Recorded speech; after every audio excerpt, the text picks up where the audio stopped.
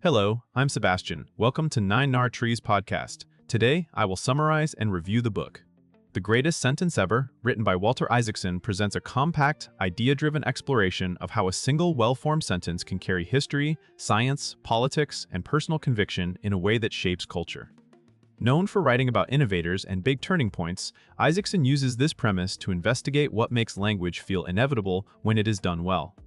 Rather than treating sentences as decorative style, the book frames them as working tools, devices for clarifying thought, persuading audiences, and distilling complex realities into something memorable and actionable. The central lens is the craft of compression, how writers select structure, rhythm, and emphasis to create meaning that lasts beyond the moment. Along the way, the discussion highlights how great sentences emerge from context, revision, and intellectual honesty, and why they often become touchstones in public life. Readers can expect a guided tour of rhetorical choices and their consequences, with an emphasis on clarity, intent, and the lasting power of precise wording. I will give you key takeaways from this book. Firstly, what makes a sentence feel inevitable? A major thread in the book is the difference between a sentence that merely communicates and one that seems destined to be remembered. Isaacson frames greatness not as ornamentation but as inevitability, the sense that the words could not be arranged any other way without losing their force. This involves more than clever phrasing.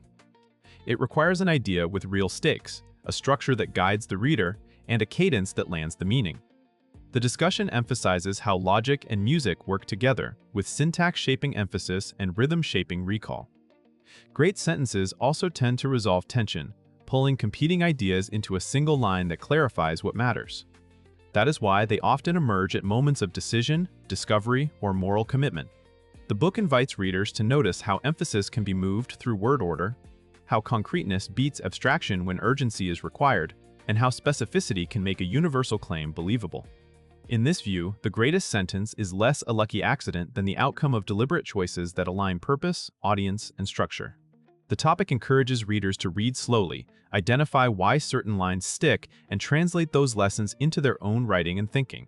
Secondly, language as a vehicle for ideas in science and technology. Isaacson frequently writes at the intersection of human ambition and technological change, and this theme informs how the book treats sentences linked to scientific insight. Scientific language is often imagined as neutral, but the book underscores that the phrasing of an insight can determine whether it spreads, persuades, or inspires action. A well-built sentence can make an abstract concept graspable, bridging the gap between specialist knowledge and public understanding. This topic focuses on how clarity, metaphor, and disciplined definition help complex ideas travel. It also examines the ethical weight of scientific wording, how claims should be bounded, how uncertainty can be expressed without diluting impact, and how hype can distort reality when language becomes promotional. The reader is encouraged to see that innovation is not just about experiments and prototypes, but also about the sentences that explain what has been done and why it matters.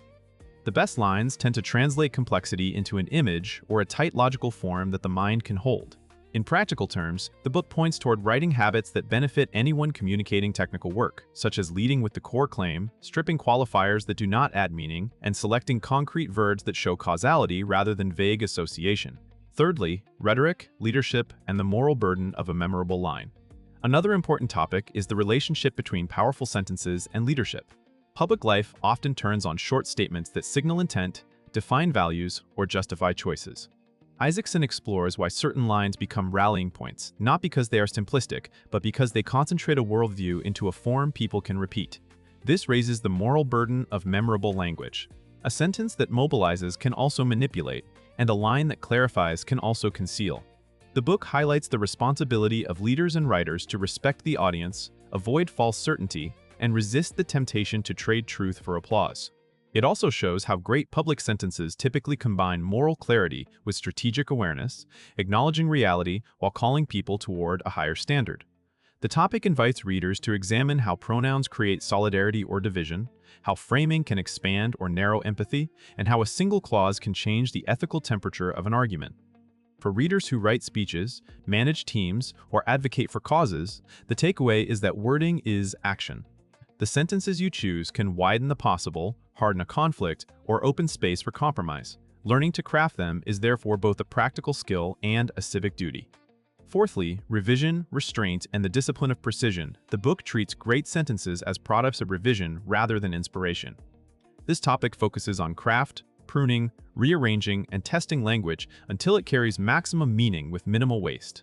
Isaacson highlights restraint as a hallmark of quality. Precision is not achieved by adding more, but by choosing better, and by removing anything that distracts from the main idea. Readers are guided to think about sentences as engineered objects. Every word has a job, and if it does not contribute to clarity, tone, or emphasis, it is a liability.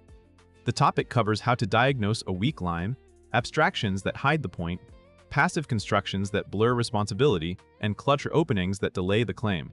It also looks at how rhythm and punctuation can create momentum, and how parallel structure can make an argument feel balanced and trustworthy.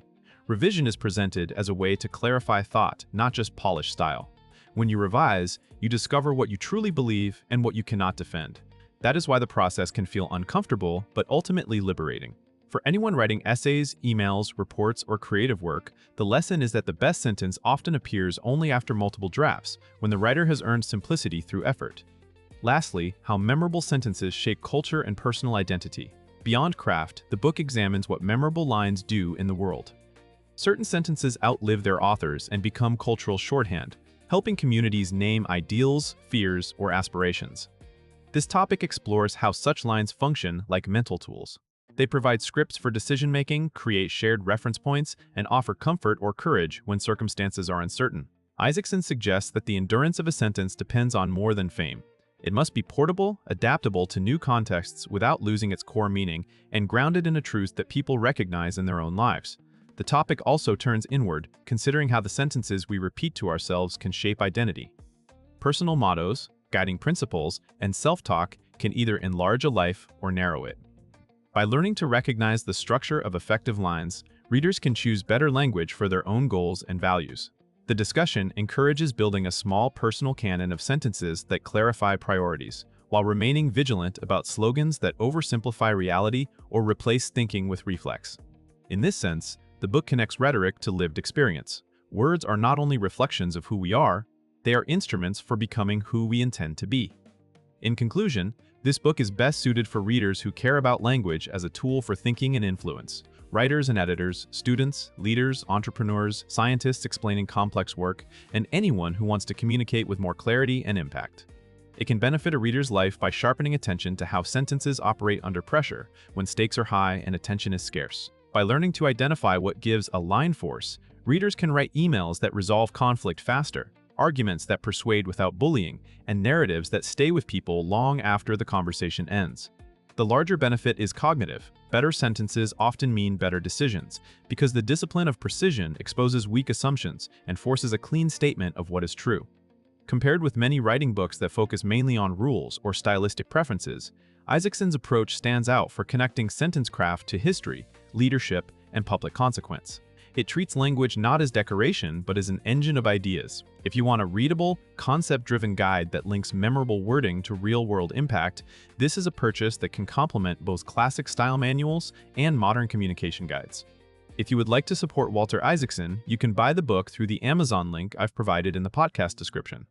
After reading the book, please let me know what you think and share your thoughts. See you around.